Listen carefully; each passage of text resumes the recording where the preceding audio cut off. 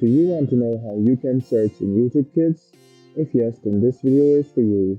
Hello and welcome to How to Login. It's your host back again with yet another interesting tutorial video.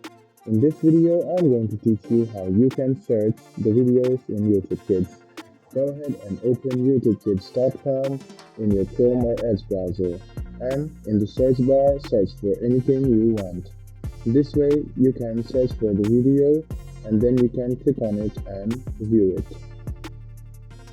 So let me teach it to you once again how you can search in YouTube Kids.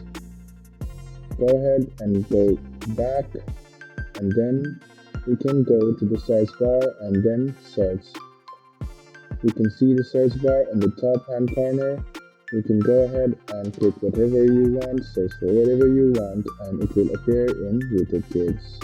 So this was a video on how you can search in YouTube Kids. I hope this video was helpful for you. If you still have any kind of confusion, please do mention us on the comment section down below. Like the video, subscribe to the channel, and do hit the bell button for more.